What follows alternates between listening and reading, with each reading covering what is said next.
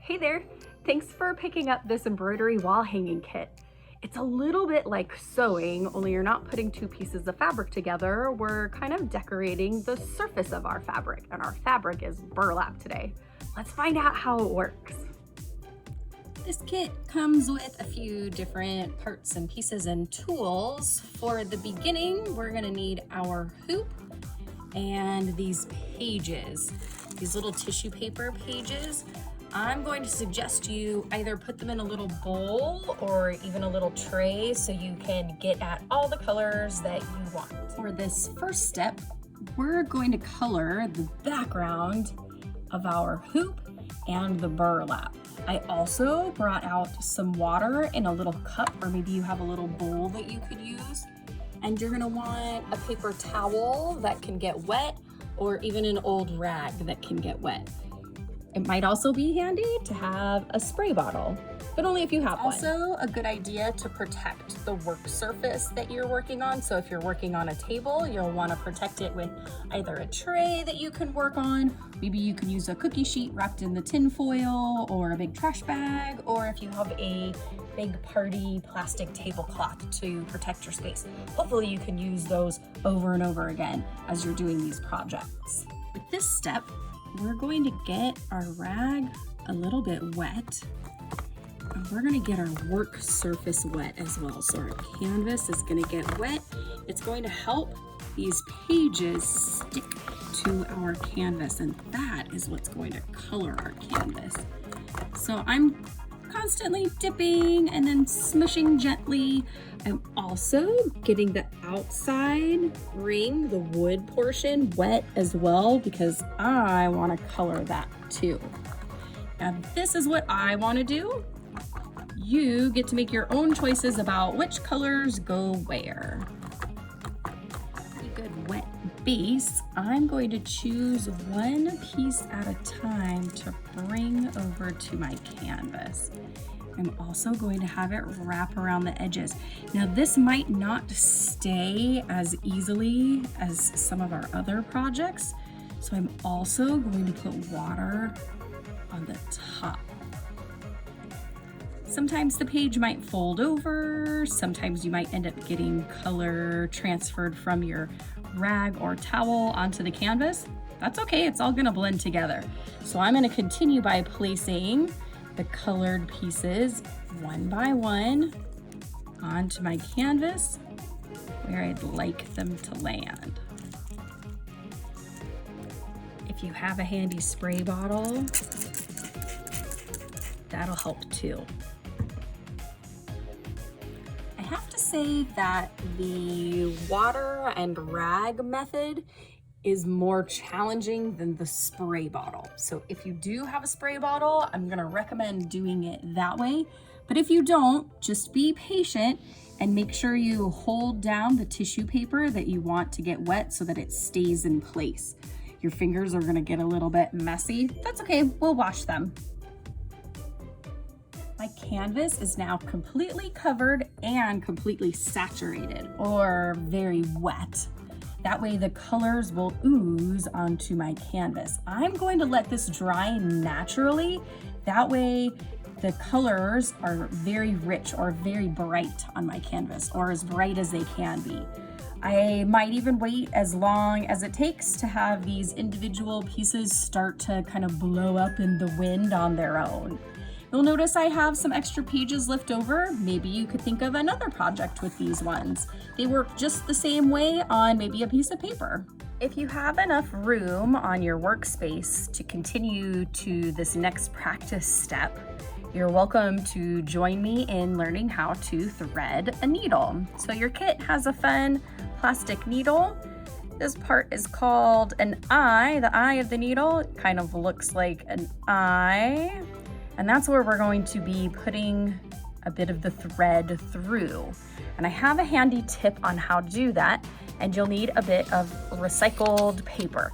Now, if you've been to my studio before, you know I love to recycle. So I am using an old scratch paper because this is something that isn't going to be part of our artwork. It's just something that we're using as a tool to thread our needle. You'll also need a pair of scissors to cut your recycled paper. No need to rush the other portion of your project. If it's still drying and you'd rather wait for it to fully dry before you thread your needle, that's totally okay. I'm going to show you how I make a bit of a hot dog bun for this eye of the needle. I'm going to do a little bit of measuring. I'm using a pencil, but you don't have to. You can just eyeball this. And I'm going to measure about halfway up and then double that line.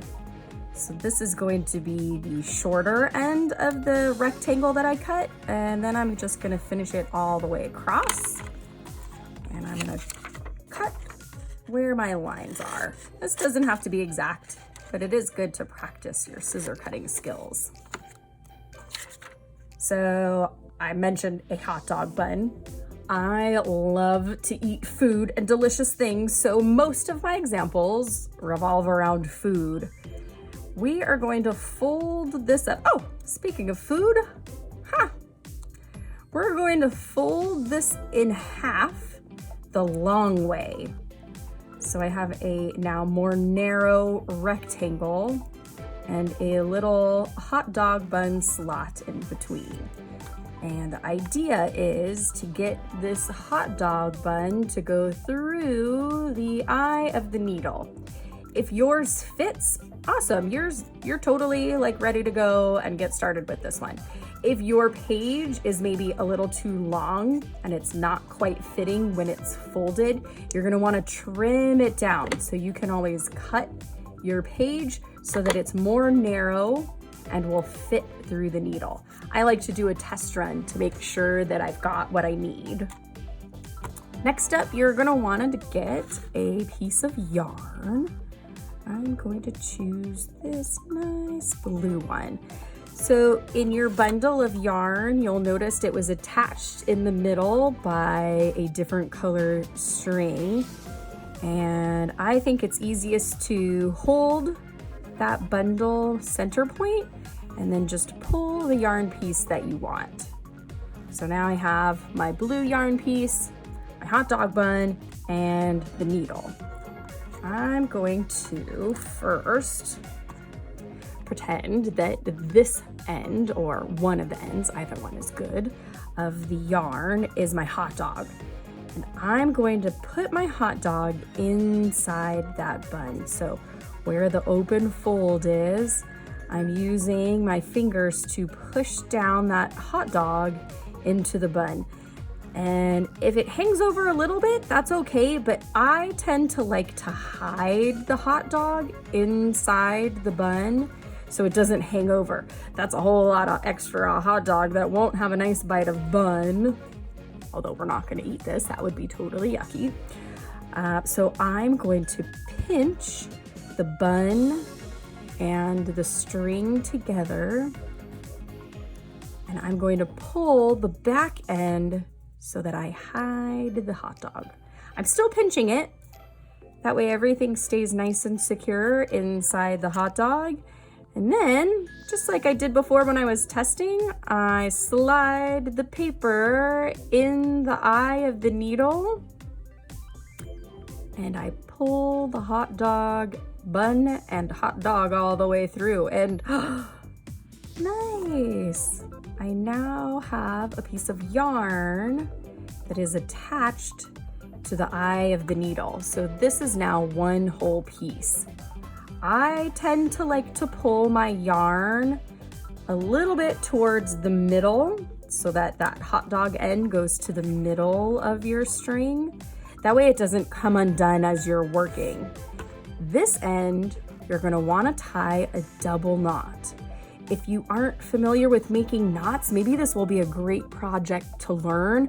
And if you've been practicing your knots, then awesome. I'm going to start with the end that is furthest away from the needle. This is the end that's going to go in the back of my canvas, in the back of that burlap.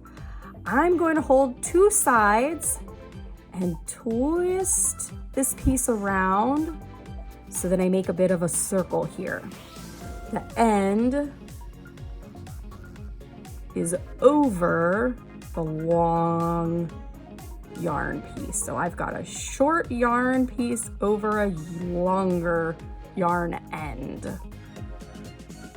And then I'm gonna take this little tail and put it through the hole. I'm gonna do that for you again. I'm going to twist my yarn so that I make a bit of a circle. It almost looks like a raindrop. And since this end piece is in the front, I'm going to put it behind the circle and feed it through. Ta-da! One knot. Now, I think it's best to do a double knot so that it doesn't go through your burlap. I'm twisting this around so that it makes a bit of a raindrop shape or a circle shape. The shorter tail piece is in the front. I'm going to slip it behind the yarn and through that raindrop shape. Pull. Now, I've had a lot of practice with making sure that my knots are lining up in the same spot.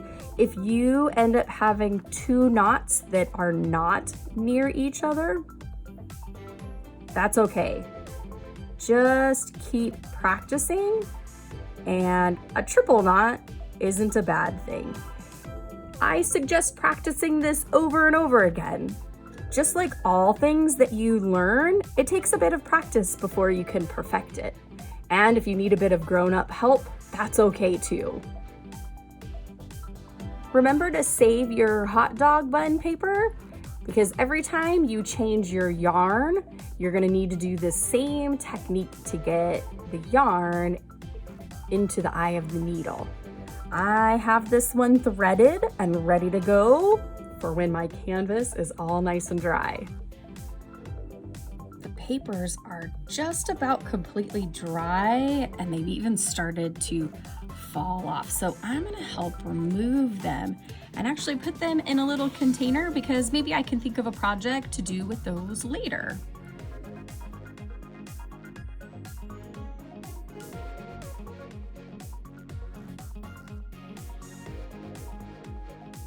Because I let those bits of tissue paper go over the edge, even the sides of my artwork look awesome. All right, time to break out that needle and thread. We're gonna start practicing our sewing. I'm going to show you a few different techniques on how you can get your needle and thread to create some different lines on your canvas. Ultimately, this is your artwork, so you get to decide how you want to do it. It might even be a pretty good idea to do some practice stitching and then just cut it out if you don't like the way that it turns out. What's cool about this project is you could technically do it over and over again so long as you have some of your fun yarn. I'm going to start with a simple stitch, and I'm going to pretend like this is the surface of a pool. So if I'm on top, I may be floating on top of a raft, but then on the underside is underwater. So this kind of helps us differentiate from the top to the bottom. So I've got the surface of the pool, and then I've got underwater. So I'm actually going to start from underwater. This way, when I pull my knot all the way through up above the water, the knot stays off at the back. So we want to make sure that whenever we're starting, if we want our knots to be hidden in the back, we want to make sure we start from underwater. Maybe we could pretend like we're a fish. So I'm going to start directly in the middle, and I'm going to go from the back, and I can peek, a little fish can peek up from underwater So you can decide where you want your first stitch to go, or really any of your stitches to go. You don't have to commit and go all the way through immediately. You can take a little peek or check out what's on top of the surface. So I decided I like this spot. I'm going to pull my thread all the way through. Ooh, a good tip is I'm holding the needle and the thread with my fingers together. That way this thread and needle don't come apart. I want them to stay together for as long as I can, or until I'm just done with this particular color. You'll notice that the knot is now secure underwater. Nice job, knot. Now it's time for me to jump back underwater. So I'm going to decide where I would like to go down, where I'm going to go underwater. This is going to determine the line that I make. So if I go down here, my line will match from point A, which is where I came above the water, to point B, which is where I'm planning on going underwater. I think I like that. So I'm going to push my needle down and find it underwater. And I'm going to pull all the way through. Now, not too tight. Please be gentle with your artwork.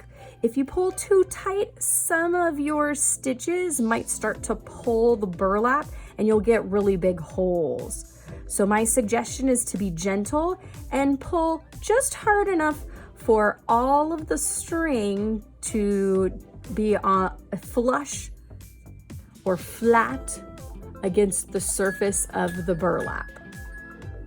Let's try that again. Let's make another stitch. Maybe I've decided to make my stitches close together, which means that's not very close to my original line. So I'm going to peek near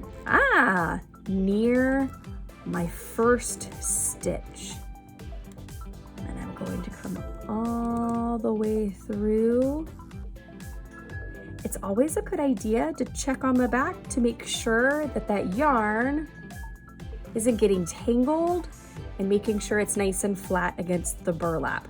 The burlap is our fabric today. Then I'm gonna go near my other stitch and go back down underwater. So I came above the water and now it's time to go back underwater. Look at that. They're lined up right next to each other. What you could also do to save your yarn from being used too much on the back of your artwork is, if I've planned on bringing these stitches close together, I can move my needle to come up from underwater right nearby where it just went down. So since I went down in this spot underwater, I'm gonna come back above water, not in the same exact spot. Actually, let's test that out. If I come up in exactly the same spot, my stitch actually comes undone. That might be handy if you feel like you don't exactly like the way that your line looks and you'd like to do it over again. Put it back because I do like where it is. So I went back underwater. Now I'm going to come above water in a new spot. Once I like where it is, I can pull. You'll notice now I have a very tiny stitch on the back of my burlap project. Let's see, I'm above water, so now I'm gonna go underwater. All right. This makes a thicker area of blue. You don't have to do it that way. Maybe you want to make stitches that go clear across the canvas. That'll make a really big line. We even have our stitches cross over. I suggest not letting your string at this tail portion get too short.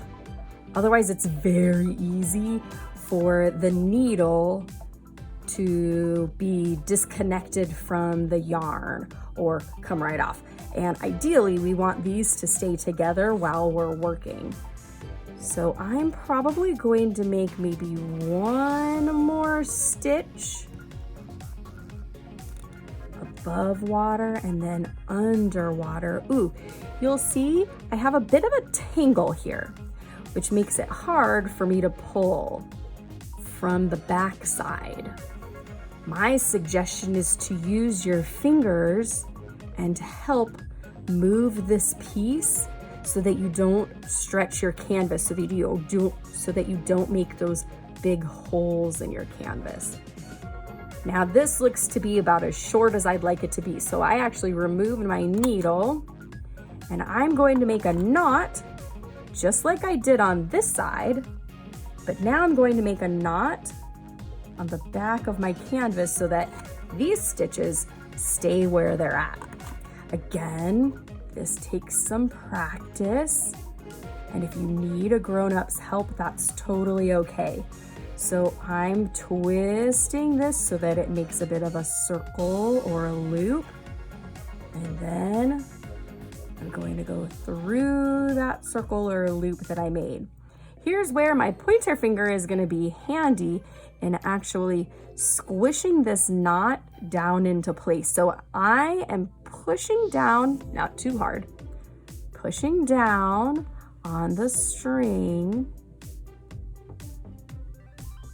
and pulling the tail. But we don't want to pull too roughly, just gently. So that knot got close to my burlap. I'm gonna do it again so I get a double knot. I'm twisting so I get a loop. I pull the tail through the loop.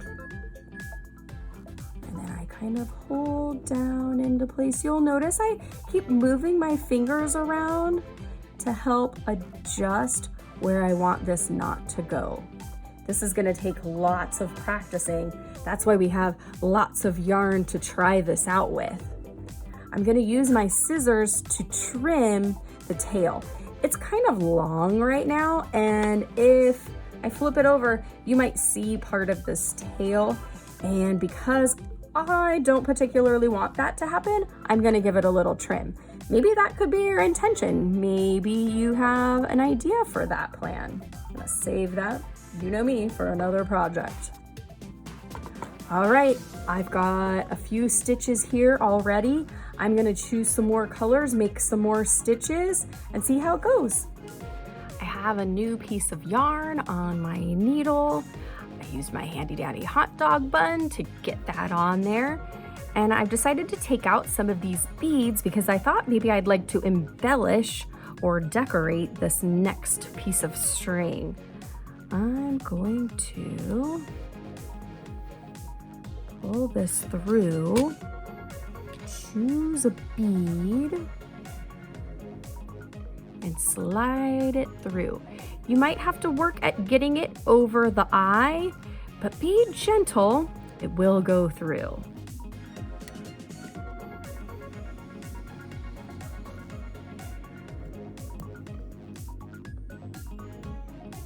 Cool. I could have used more than one bead. That would be okay. Then I would have more beads attached here. And this moves, so you don't have to worry about exactly where it's on the string when you're making your stitches.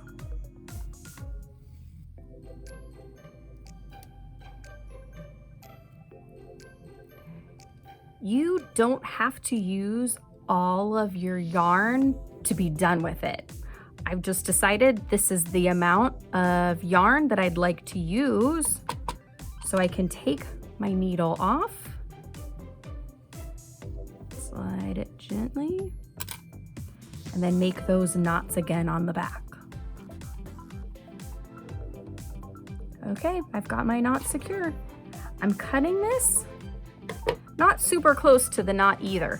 Sometimes if you cut your tail too short to the knot, your knot can come undone. So leave a little bit of tail on all of your knots on the back. As I'm working away, I'm noticing that sometimes my tail gets kind of stuck underwater as I'm trying to pull on it.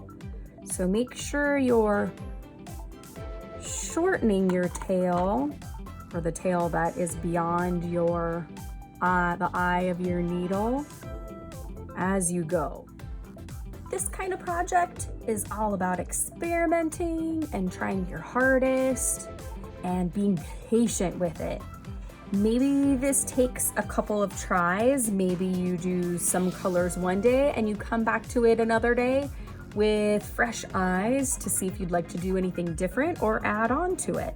It doesn't all have to be done in one sitting. You get to play with it as you like.